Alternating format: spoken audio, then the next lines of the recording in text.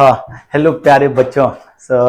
I think हम लोग का वर्क एनर्जी पावर का आखिरी दो टॉपिक ही बचा हुआ है, वर्टिकल सर्कुलर मोशन और पावर। इक्विलिब्रियम वगैरह पूरा डिस्कस कर दिए, मैकेनिकल एनर्जी कंजर्वेशन भी कर दिए। आई होप कि आपसे सवाल वाल भी सब बन ही गया होगा। ज्यादातर बनने लायक जो सवाल था वो तो हम क्लास में ही करा दिए थे। बहुत कम सवाल ऐसा होगा कि तुमको नया लग रहा होगा। एनीवे, वर्टिकल सर्कुलर मोशन हम लोग स्टार्ट करते हैं। नाम से ही समझ में आ रहा है बात क्या, कि पार्टिकल मोशन कर रहा होगा। कैसे पाथ पे? सर्कुलर पाथ पे। लेकिन सर्कुलर कैसा पाथ हो सकता है? सर्कल हॉरिजॉन्टल प्लेन में भी हो सकता हो। तो अभी जो हमारा सर्कल है वो कैसा प्लेन में है? तो पार्टिकल कैसा पाथ पे चलेगा? सर्कुलर पाथ पे। लेकिन कैसा सर्कल? Vertical circle. तो इसमें हम बहुत सारा चीज करने वाले। स्टैंडर्ड जो डेरिवेशन है वो हम तुरंत नहीं करेंगे, ठीक। पहले हम कुछ बात तुमको बताएंगे और कुछ पूछेंगे भी। वर्टिकल सर्कुलर मोशन का जो केस होगा उसको डिस्कस करने के लिए आपको दो चीज का जरूरत होगा। वर्टिकल सर्कुलर मोशन को पूरा समझने के लिए देयर आर टू टूल्स समझ रहे हो ना, जिसके हेल्प से काम होता है ना। तो यहाँ पे जो वर्टिकल सर्कुलर मोशन पढ़ने के लिए दो टूल्स है। पहला है वर्क एनर्जी थ्योरम। पहला है वर्क एनर्जी थ्योरम, ठीक। और दूसरा है मैकेनिकल एनर्जी, वो भी तो वर्क एनर्जी थ्योरम होता है। हाँ, dynamics of circular motion. Dynamics of circular motion माने आपको सर्कुलर मोशन का डायनेमिक्स समझ में आना चाहिए और वर्क एनर्जी थ्योरम समझ में आना चाहिए। तो वर्टिकल सर्कुलर मोशन समझ में, तो क्या आपको वर्क एनर्जी थ्योरम समझ में आता है? ठीक है। क्या डायनेमिक्स ऑफ सर्कुलर मोशन पढ़े हुए हैं? मतलब ये चैप्टर अब नहीं भी टॉपिक पढ़ेंगे तब भी काम तो छोड़ देते हैं। हाँ, चलो सुनो मेरी बात। हेलो, अभी हम थियोरी इसका विशेष डिस्कस नहीं करेंगे। बात सब पूछ करके तुम्ही से आगे बढ़ेंगे। सवाल के थ्रू थोड़ा समझते हैं ना कि आखिर पढ़ना क्या है, कैसे आगे बढ़े। तुम्ही से सारा बात निकलवाना चाह रहे हैं। तो शुरू करते हैं एक बार। ये एक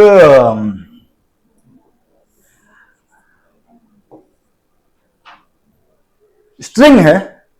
स्ट्रिंग का लेंथ है L। String is massless string, ठीक है क्या? मासलेस स्ट्रिंग है, ओके। L लेंथ का, और यहां पे जो बॉल है उसका मास है M। हम इसको कुछ वेलोसिटी देना चाह रहे हैं। What is the minimum velocity that should be given to the ball so that string rotates by string rotates by 60 degree. Minimum कितना वेलोसिटी दे दे कि स्ट्रिंग कितना डिग्री रोटेट कर जाए? तो मिनिमम वेलोसिटी अगर देंगे और 60 डिग्री रोटेट कर जाएगा तो यहां आकर के फाइनल वेलोसिटी क्या हो जाएगा? उसका फाइनल वेलोसिटी क्या हो जाएगा? Is that okay? यहां पर 60 डिग्री पे जाके इसका फाइनल वेलोसिटी 0 हो जाए, उसके लिए मिनिमम वेलोसिटी क्या हो, ये हमारा मन है पता करने का। समझ में आया? बोलो बच्चों, क्या बोले? कम से कम कितना वेलोसिटी दूं कि स्ट्रिंग कितना रोटेट कर जाए? 60 डिग्री। और यहां जाकर के बोल, तो हम आपसे बोल रहे हैं कि find v minimum.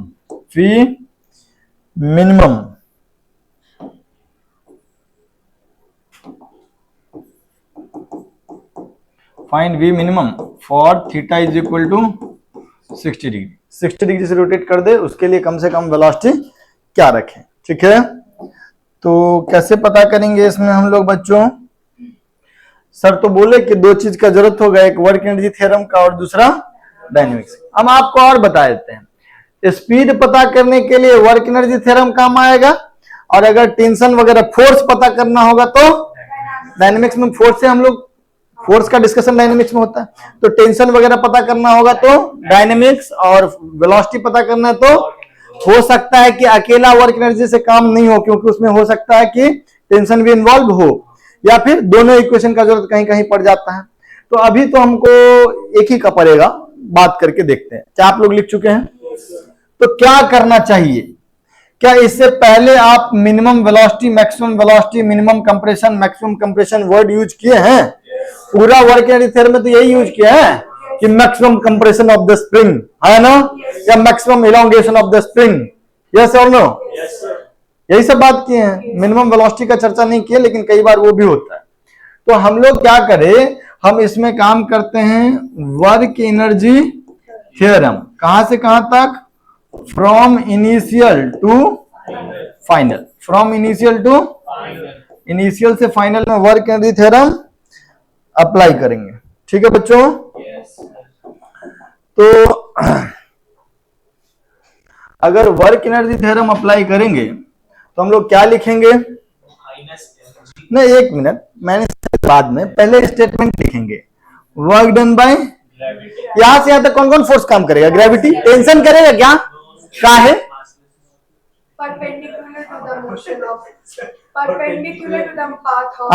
Tension is always perpendicular to the path. Yes और no? So T dot ds is always zero. So उसका डॉट प्रोडक्ट जीरो, तो फोर्स और डिस्प्लेसमेंट के बीच angle 90 degree. So work done is सिर्फ work done by gravity होगा। उसको क्या लिखेंगे? के फाइनल माइनस। अच्छा एक बात बताओ, अगर ये लेंथ L है तो यहां से यहां तक का लेंथ भी L होगा क्या? वो कितना हो जाएगा बच्चों? L cos। कितने तेज हो गए हो तुम लोग। तो ये वाला दूरी कितना हो जाएगा? L minus L cos 60। इत्तेफाक से दोनों L/2 ही है ना? यहां से बॉल यहां गया है, ग्रेविटी नीचे लग रहा है, वर्टिकली कितना ऊपर गया? L/2 ही ऊपर गया ना वर्टिकली। तो वर्क डन बाय ग्रेविटी क्या लिखेंगे? Minus mg into L/2। Final kinetic energy कितना लिखूंगा? और initial kinetic energy half m v minimum का। यस और नो प्यारे बच्चों? m ने m को, हाफ ने हाफ को, अबे हाफ ने हाफ को काट दिया क्या? हाँ हाँ काट दिया। हाँ, तो v मिनिमम कितना आया? अच्छा माइनस से माइनस को भी, तो v मिनिमम का वैल्यू कितना आ गया? √/GL। कोई दिक्कत, कोई परेशानी? ठीक है, थोड़ा और आगे बढ़े। सीताराम। हाँ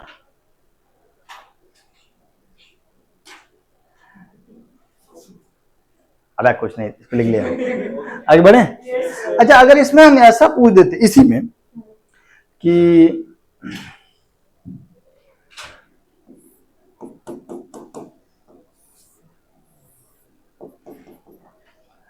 ये एल लेंथ का रस्सी है, ठीक है, और यहां पे हम वेलोसिटी कितना दे दिए उसको? v = √GL।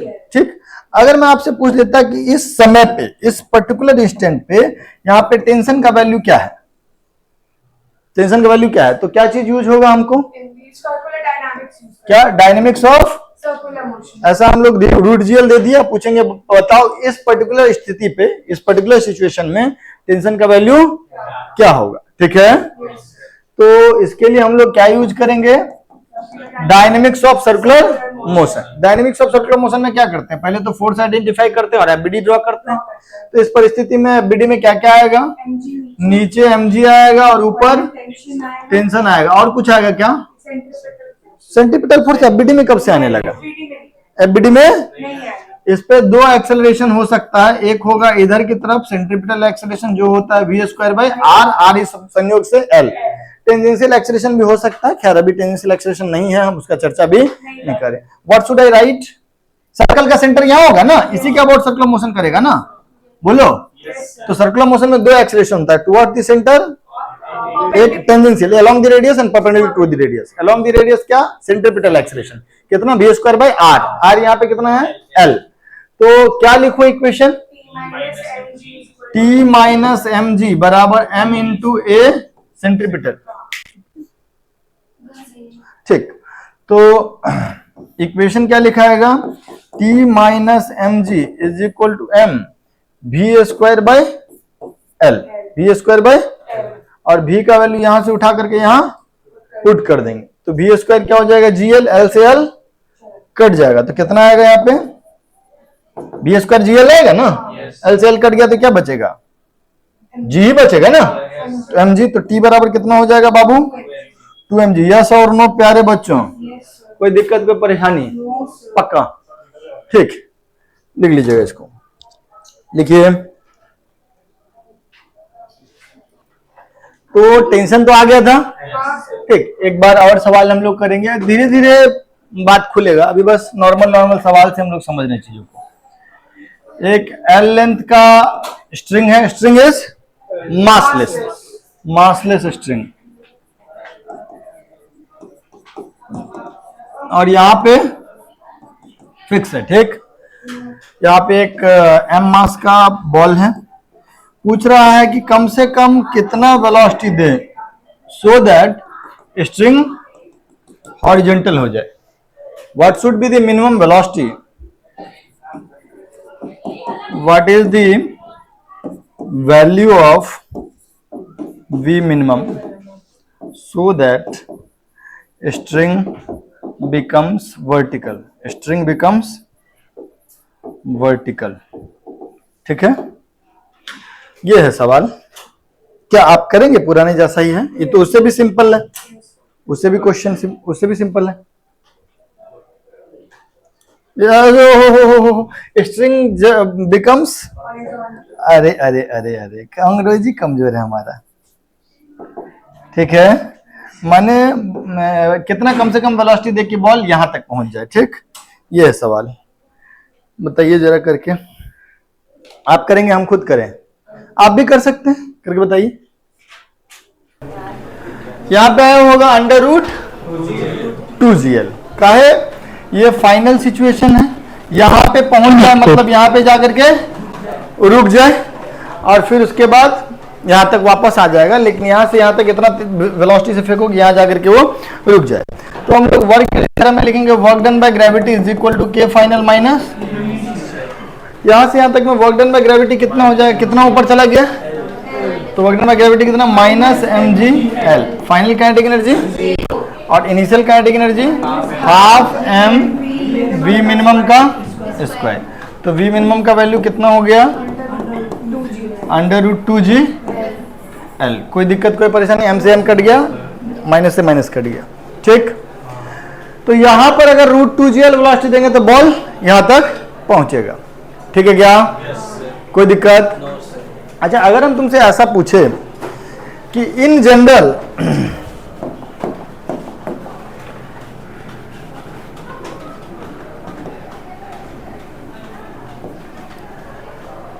इस जगह पे किसी एंगल थीटा पे, किसी एंगल थीटा पे, इस थीटा एंगल पे आपको पूछा गया है कि बताओ टेंशन का वैल्यू क्या होगा। यहाँ पे वेलोसिटी कितना दिए हैं, v is equal to root 2gl दे दिया, अब सवाल बदल गया, रूट 2gl वेलोसिटी दे दिए, ठीक। अब आपसे क्या पूछ रहे हैं कि थीटा एंगल पे जब स्ट्रिंग पहुंचेगा तो उस समय पे टेंशन का वैल्यू क्या होगा।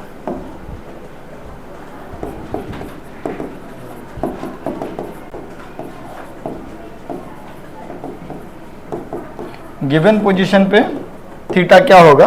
वेलोसिटी का वैल्यू हम दे दिए हैं कि कितना वेलोसिटी दिए हैं, रूट 2gl, ठीक है क्या, रूट 2gl वेलोसिटी थी। हाँ, करें इसको सॉल्व, हाउ? पहली बात तो टेंशन पता करने के लिए क्या कर सकते हैं हम लोग, टेंशन पता करने के लिए सबसे पहले एफबीडी बनाना होगा। तो यहां पर एफबीडी में क्या आएगा, एक तो टेंशन आएगा नीचे में mg, और ये एंगल थीटा।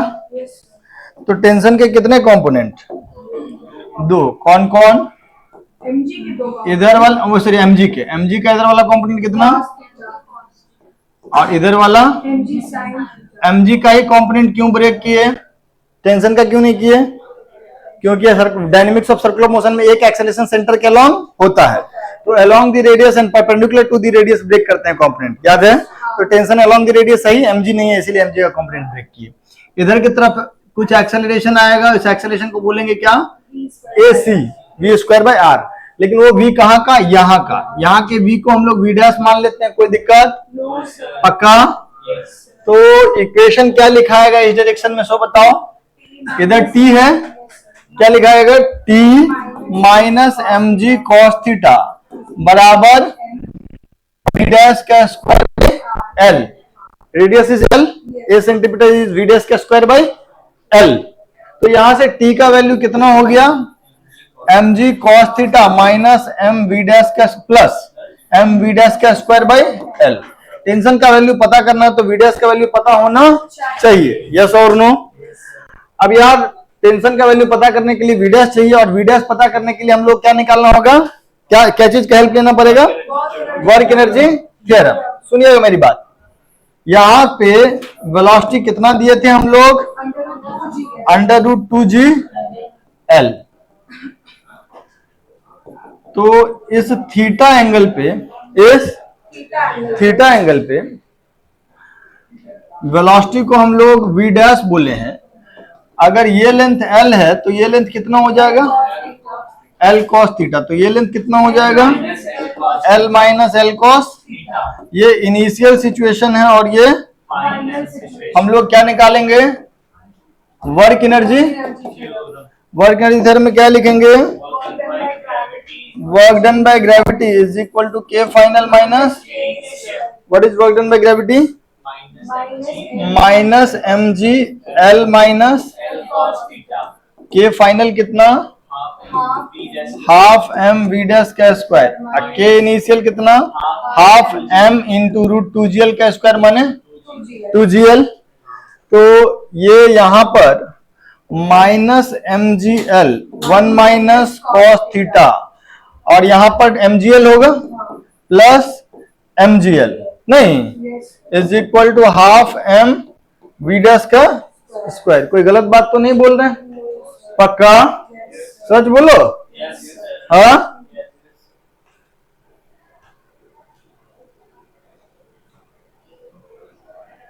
समझ नहीं आ रहा है। हाँ,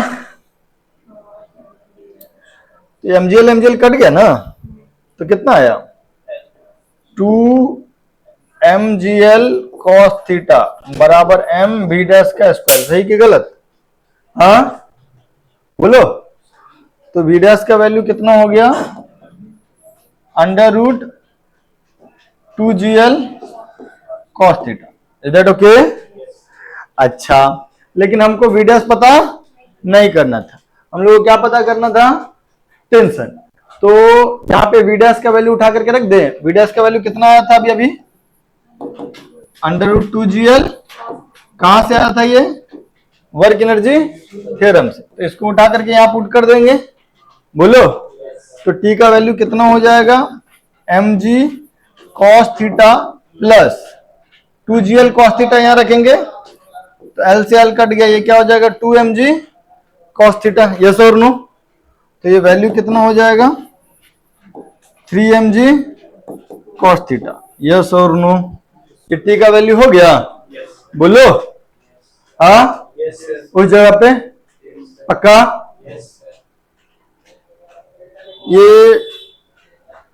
ये वर्क एनर्जी थ्योरम है, ये डायनेमिक्स का है। डायनेमिक्स वाला चीज अभी रुका हुआ था। ये जो सेकेंड इक्वेशन आया है उसके लिए हम अगला पन्ना यहां बनाए हैं, ये वाला पे। ठीक, आप चाहे तो पहले ये पेज लिख लीजिए, और ये पेज लिखने के बाद सेकेंड वाला पेज पे आएंगे। ये वाला पार्ट डन है ना? चलो ये वाला पार्ट देख लो।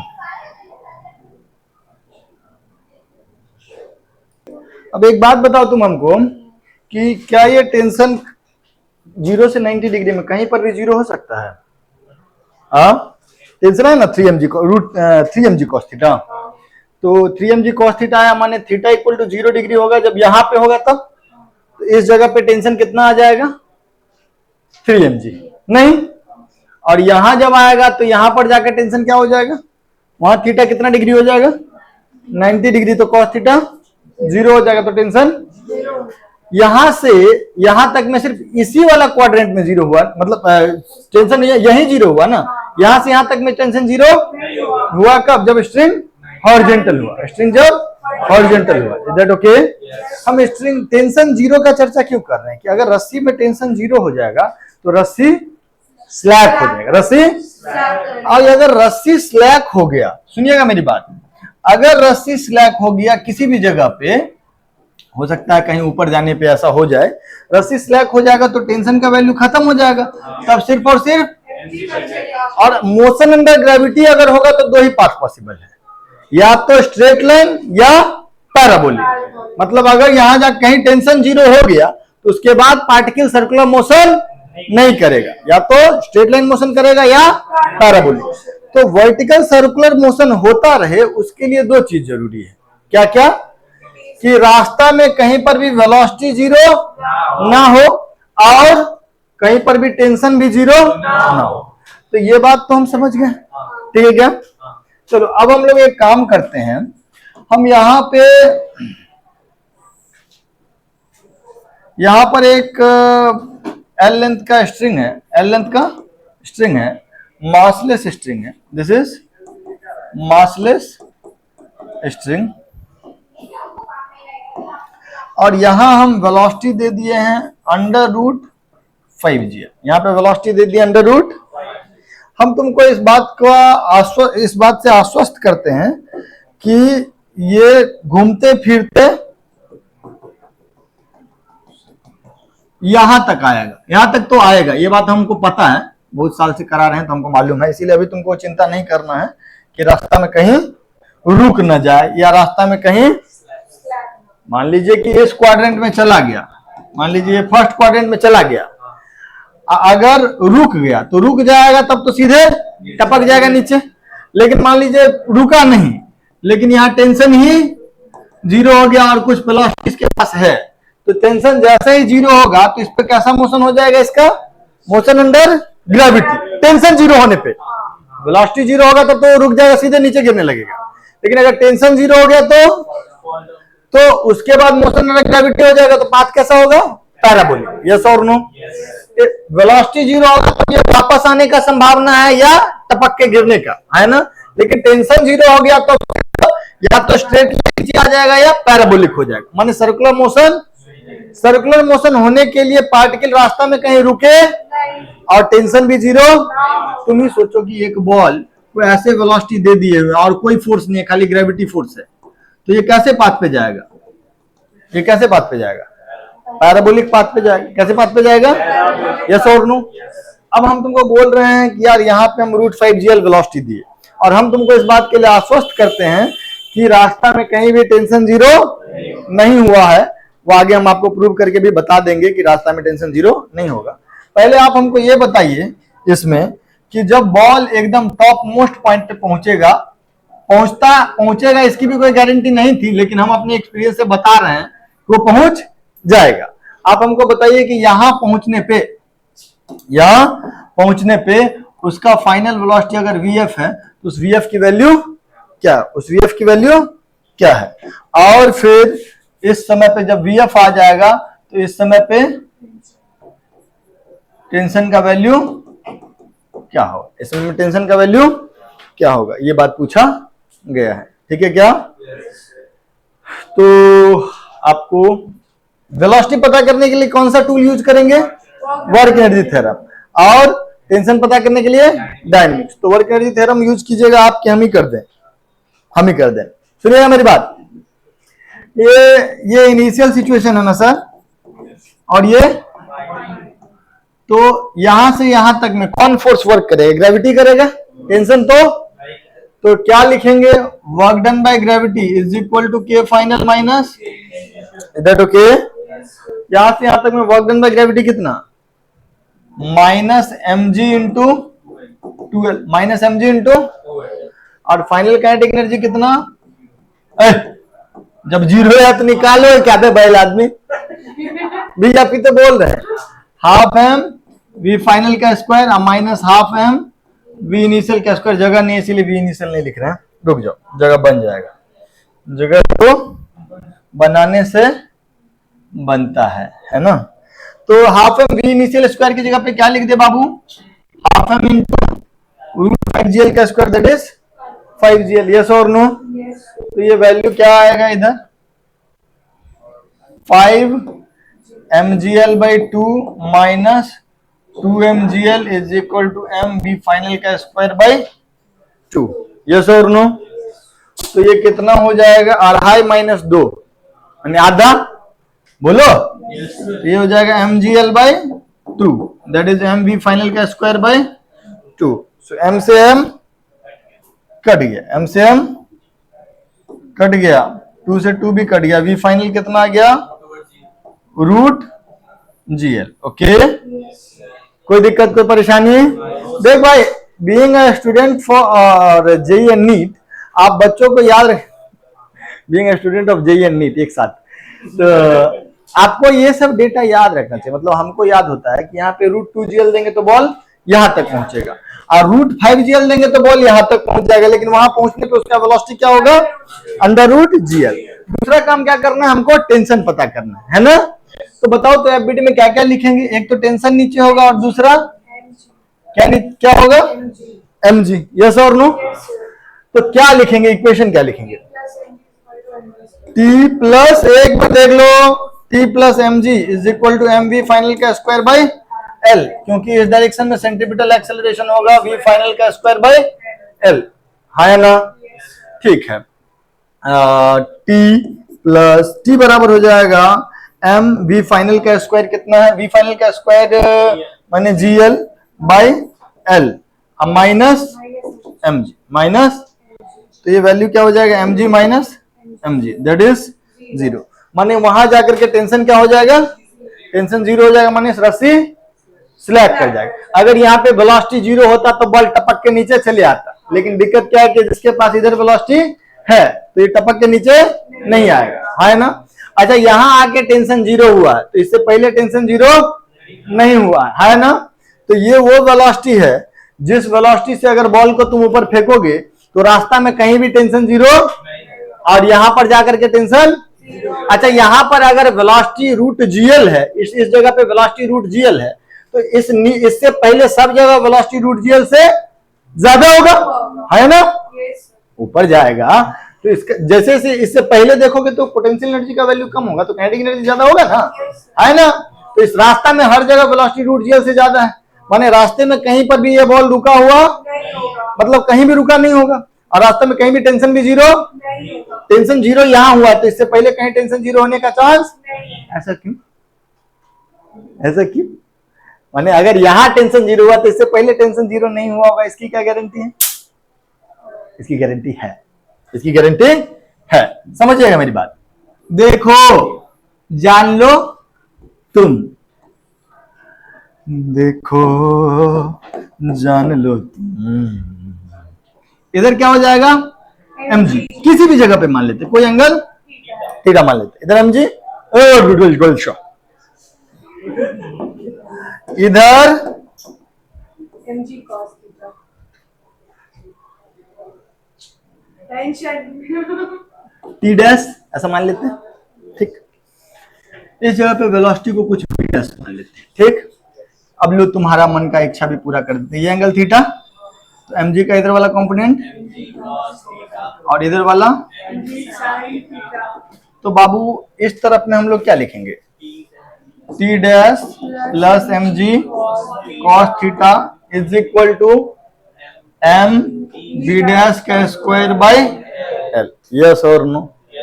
तो t का वैल्यू कितना हो जाएगा, t डैश का वैल्यू m v डैश का square by l minus mg। ए भाई सुन लो,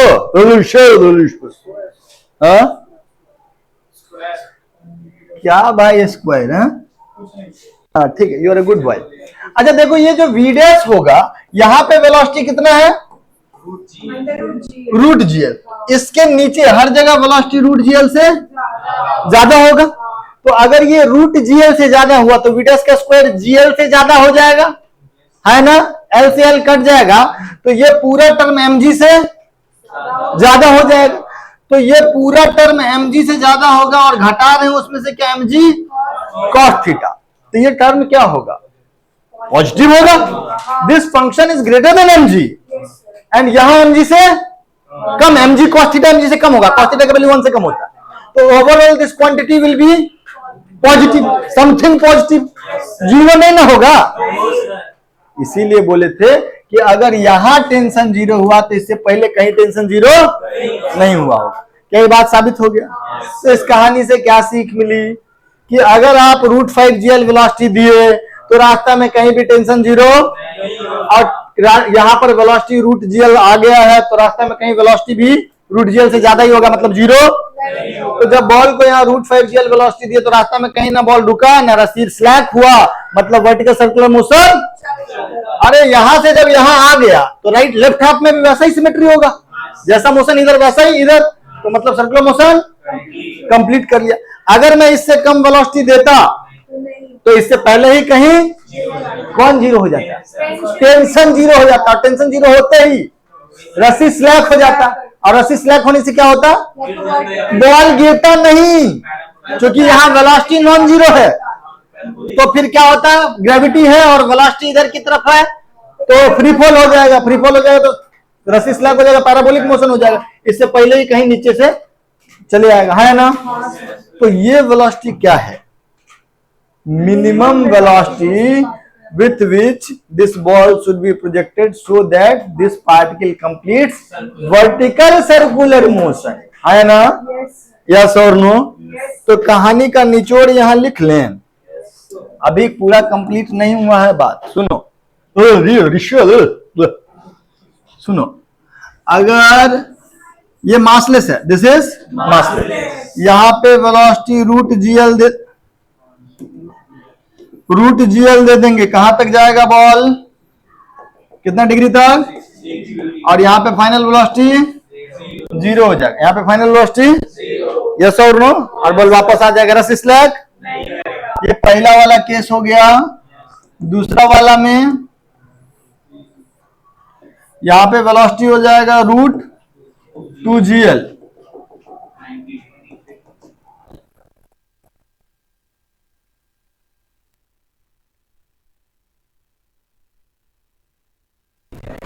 $90 डिग्री हो जाएगा। अरे है ना?